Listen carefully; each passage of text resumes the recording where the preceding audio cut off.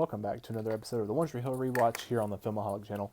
Today we're going to be talking about 2 episodes in Season 5 of the One Tree Hill, which is 516 and 517. So 516 is called Crying Won't Help You Now, and it originally aired May 5th, 2008, was directed by Greg Prange, and written by William H. Brown. Both are no strangers to the show. They've made plenty of episodes so far, so they're coming in and doing this one. Now, the big thing about 516 is Dan's heart condition. The fact that in the last episode he revealed he had 6 months to live and he did a heart transplant. So in this one, obviously Nathan spreads the news to Haley first, who then talks to Lucas about it, which I always hate these interactions because Lucas is going to feel strongly about Dan because Dan killed Keith. Like, obviously. Like, it's going to be... And they all do to a degree, but that was essentially like Lucas's father. So he's never going to have any sort of really sympathy for Dan in regards to anything. And I don't think Dan really expects him to. Really, he wants more to be a part of Nathan's life. I don't think he has any expectation at all of being part of Lucas's life at this point. Like, that's over with. Even, in this episode, he's trying to talk to Nathan. He's trying to help Nathan. He sees that Nathan's trying to make a comeback with basketball, and he wants to be a part of that. And he tries to talk to Nathan, tries to get him to, he says, I need this peace before I die. I need to try to fix us. I need to fix this relationship, and let me be here for you. Let me not only get to know Jamie, but let me help you with your comeback. And honestly, like, thinking about it, while I was watching that episode last night, I was thinking about it, like, I would have actually really liked to have seen that. Now, I like what ultimately ends up happening in the show, but that would have been cool to see, is like him training Nathan, really, and like them having that sort of relationship, getting Nathan back to the NBA, getting him back into basketball, and Nathan and Dan being there by his side, repairing that relationship as he's dying. But, and then you also have Lucas, like I said, being like the Sherlock Holmes in this episode, trying to figure out, like, he goes and talks to Dan's cardiologist because he doesn't believe that Dan's actually dying, finds out he is, tells Nathan and Haley about it, and Nathan's like, well, what are we going to do? I don't understand why you're having this conversation with Lucas. Obviously, Lucas doesn't care. He's like nothing, It couldn't happen to a better guy, is essentially what he says as far as Dan dying. And that's a big thing I think you can take away from the show and analyze, is like Lucas's opinion of Dan and how he feels is a big influence on Nathan, and how Nathan views Dan and can handle this relationship with Dan is because you have that expectations from Lucas. If Nathan does let Dan in to his life, and the whole situation I just described that Dan wants with him, helping him with the comeback, even to extent with Jamie and whatnot, how does that affect Lucas and his relationship with his family, with Nathan, with Jamie, with Haley, all that? How does that affect him and his opinion of them? Because this guy murdered his uncle, his father figure, and now you're gonna let him into your life, essentially. And I feel like that's a big part of Nathan's resistance to Dan, as far as like repairing. Nathan has his own things, and when we get to the certain points, we'll talk about this more in season 7 and 8. But he has his own, obviously, reason to not want Dan to be a part of his life anymore. But always deep down, I feel like Nathan does want Dan to be a part of his life, and is upset that he can't do that. Even in this point, I think that's what in season 5 version of Nathan, and even season 6, really, I really feel like the Lucas situation is a big influence on why he acts the way he does to Dan. And as the show progresses, that starts to change in the later seasons, and we'll get to that when we get to it.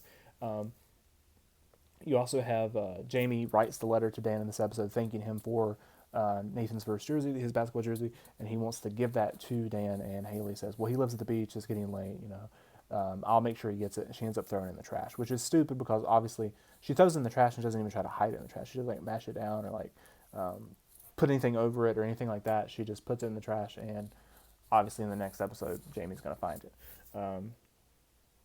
Mouth gets a spot at the station as well in this episode to fill in for the sports. So he has 3 slots, 4, 5, and 6, and he totally messes the first one up. And Millicent has to come and help him conquer his fear and everything and get through it for the next 2 slots. And he does a really great job, earning him another opportunity in the next episode, which we'll get to in just a second.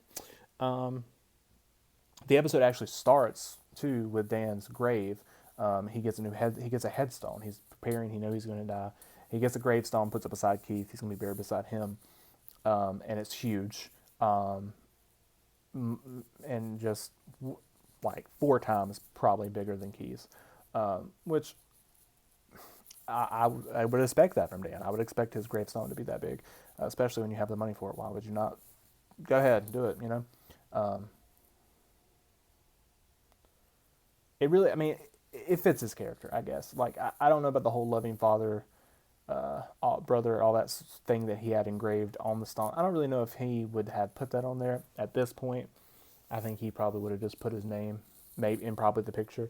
But whatever, that's what they ended up going with, and he puts that beside Keith's grave. Peyton also goes to see Lindsay in this episode. She goes to see Lindsay to try to make things right. And Lindsay's like, hey, I'm not the one that has to make a decision about Lucas. You are. He's in love with you. And she gives Peyton the novel for her to read. Which, all that takes us into the next episode. But the ending of this one, which is the big part of the episode, is Nathan.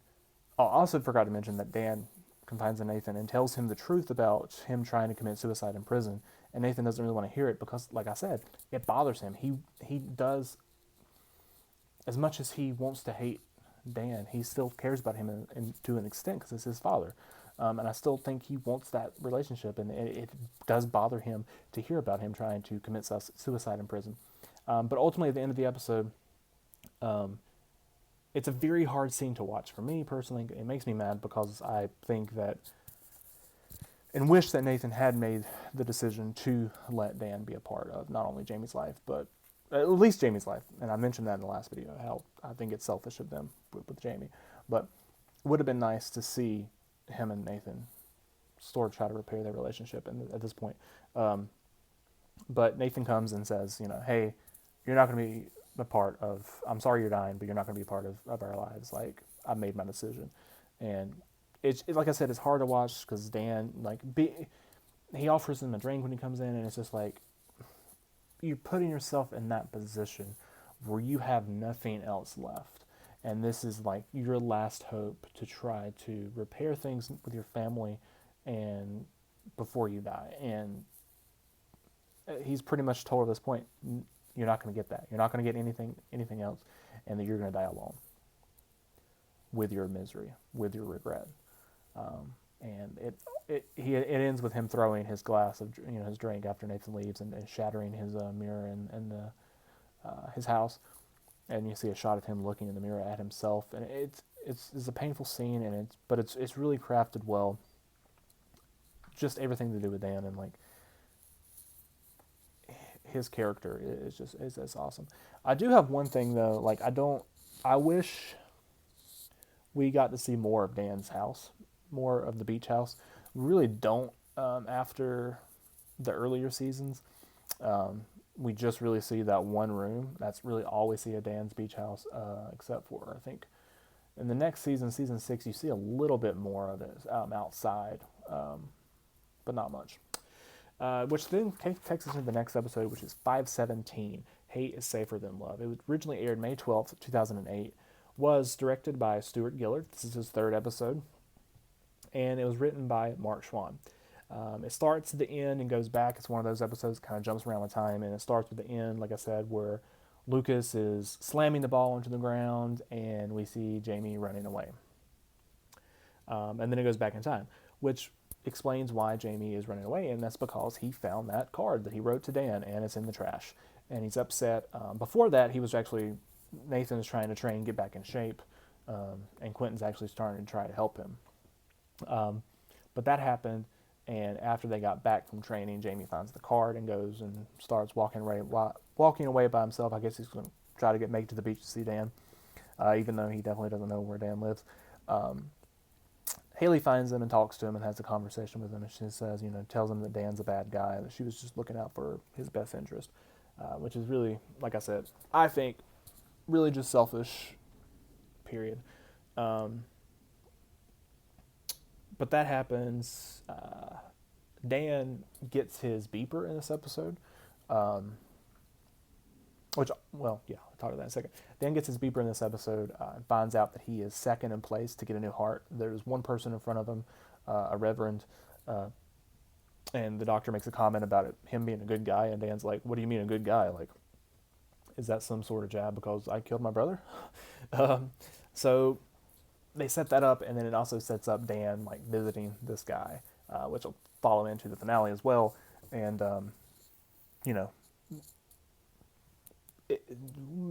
what decision should he make? Does he want to try to kill this guy so he can get ahead, like smother him with a pillow, which is a thought that he has in the next episode, or what's going to happen?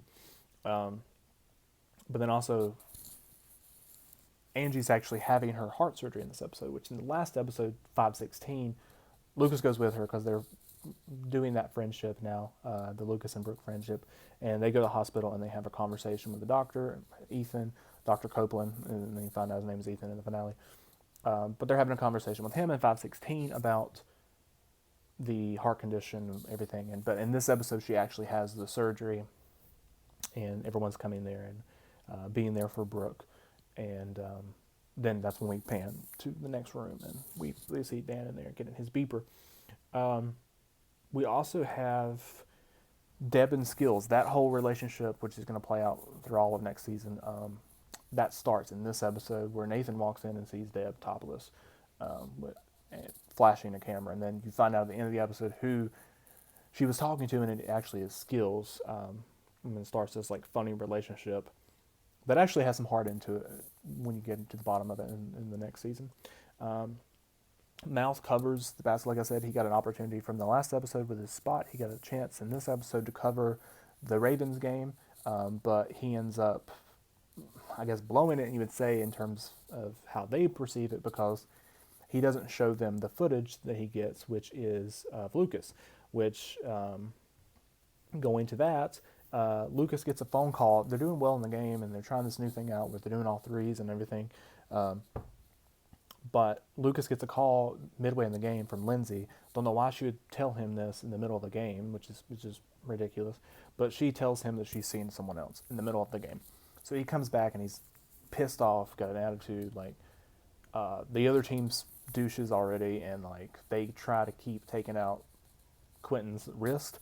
And he ends up, like, hey, that's assault, and they're not having it, the refs. And Lucas ends up freaking out, and not only he slams the ball, but he grabs one of the players from the other team after he makes a comment towards him. So Lucas gets thrown out of the game. Mouth has the footage. Mouth ends up getting in trouble at the station because he doesn't have the footage of Lucas grabbing the kid, which he does have the footage, but he makes the decision, hey, I'm not going to do this to my friend. I'm going to destroy it. So that happens. And then Jamie actually sees Dan in the hallway of the school because Dan was there and tried to kind of hide from Haley seeing him. They see him in the hallway, and Haley tells Jamie to go give him his card, and Jamie does. And Dan says, "You're my best friend," to Jamie, and it's just a really heartfelt moment. I love their friendship together. That grandfather and grandson relationship is awesome, and I like that Haley finally let that happen. Let Jamie go see him. And then the episode ends. Well, Lucas goes and sees Brooke again at the hospital, checks in on Angie and everything, and then he goes and gets drunk at Trick. And Peyton finds him at Trick and helps him get home. And as she's about to leave, well, she kisses him on the forehead first, and as she's about to leave, he tells her that he hates her, that she ruined his life, and he wished that she had never came back to Tree Hill. And that's where the episode ends. All right, guys. Don't forget to like this video and subscribe to the channel. And the next video, I will be talking about the Season 5 finale.